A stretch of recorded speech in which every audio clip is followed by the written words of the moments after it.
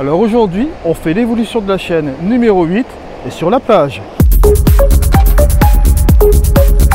Bonjour à toutes et à tous. Alors aujourd'hui, on se retrouve pour une évolution de la chaîne. Ça fait un moment que j'en ai pas fait.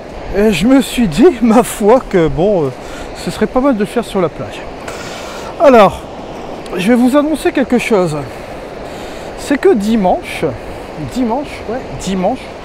il y aura une très grosse nouvelle sur la chaîne. Donc je vous conseille fortement dès dimanche matin de regarder ce qui va se passer. Ça va suivre sur un autre épisode aussi dans l'après-midi du dimanche aussi également. Vous allez voir que ça va être pas mal. Il y a un programme qui est en train de se faire. Je vous en dis pas plus.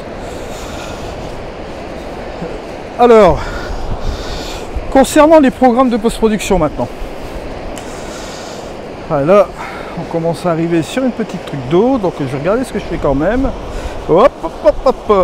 Alors, concernant les programmes de post-production, sur la chaîne, je l'ai souvent dit, bon je vous l'ai dit cette semaine, de toute façon, on est à peu près à plus de 15 logiciels de post-production. Moi, il se trouve que je suis tout seul pour faire tout ça.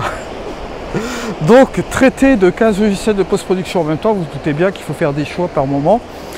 Et là, bon, il se fait que j'ai sélectionné un nouveau format pour la chaîne où je suis en train de débunker par moment une fonction d'un logiciel de post-production.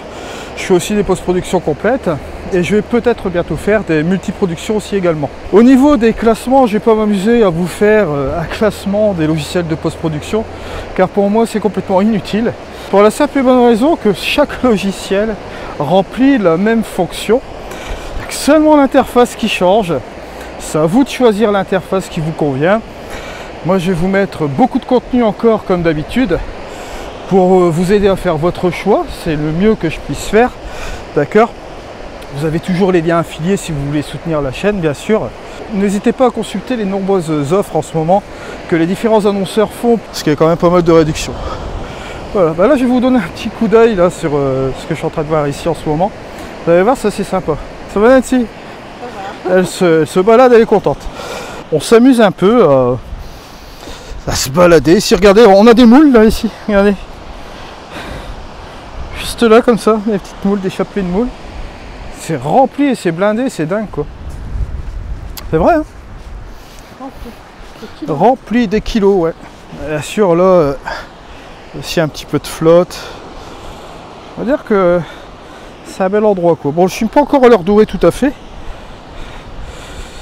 C'est pour ça que j'ai décidé de faire l'évolution de la chaîne là maintenant, avant de faire l'heure dorée, parce que dimanche, comme je vous l'ai dit, surveillez bien ce qui va se passer sur ma chaîne, parce que je vais vous faire voir quelque chose. Il y a un starting point de quelque chose qui est en train de se produire, et vous allez voir, vous n'allez pas être déçus.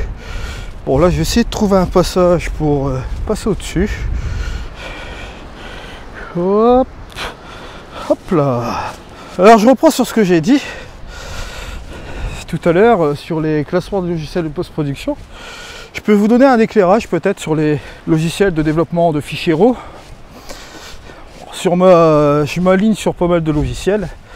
Comme vous savez, Capture One, c'est une très bonne monture, surtout que moi, bon, je suis quand même sur Fuji, sur le XT20. J'ai un XT100 aussi, donc j'utilise le XT100 pour post-traiter sur DxO Photolab 4.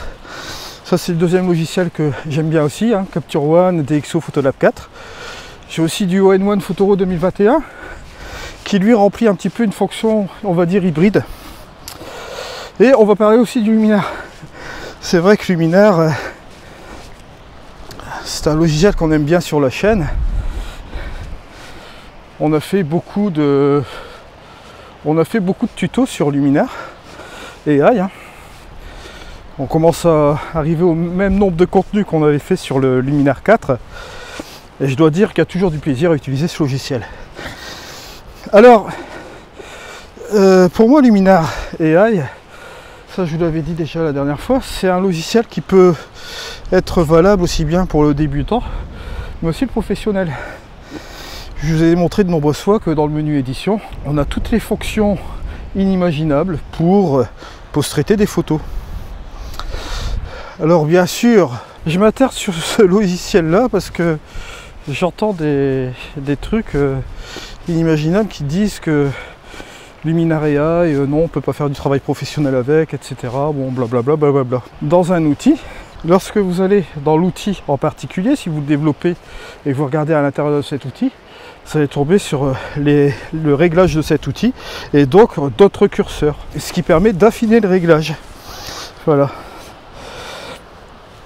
De toute façon, c'est ce que je vous dis, la seule limite que vous pouvez avoir avec un logiciel de post-production, c'est vous-même.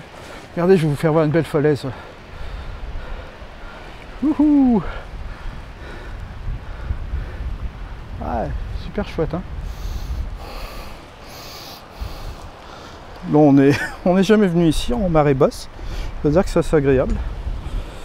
Donc on va continuer. C'est une question d'adaptation. C'est comme Photoshop. La ligne d'apprentissage sur Photoshop, elle n'est pas compliquée si vous êtes photographe. En fait, Photoshop, c'est fait pour les designers, c'est fait pour ceux qui font de l'infographie. Et bon, bien sûr, si vous êtes photographe, vous n'allez pas prendre Photoshop en tant qu'infographiste. Ça, c'est complètement faux. Donc, la ligne d'apprentissage, elle est réduite si vous êtes photographe, bien sûr. Donc, ça limite la complexité, ça limite bien sûr l'apprentissage. Affinity Photo, j'ai fait quelques tutos. Oh, des moustiques. Si, c'est chouette ici. C'est sauvage. Donc nous, de toute façon, en tous les cas, on se retrouve pour les différents logiciels de post-production sur la chaîne. Je vais vous mettre encore la surprise dimanche, donc suivez bien. C'était une petite évolution de la chaîne sur la plage, hein, comme vous l'avez vu ici. Donc voilà, c'était l'évolution de la chaîne. Allez, c'était dit. Ciao.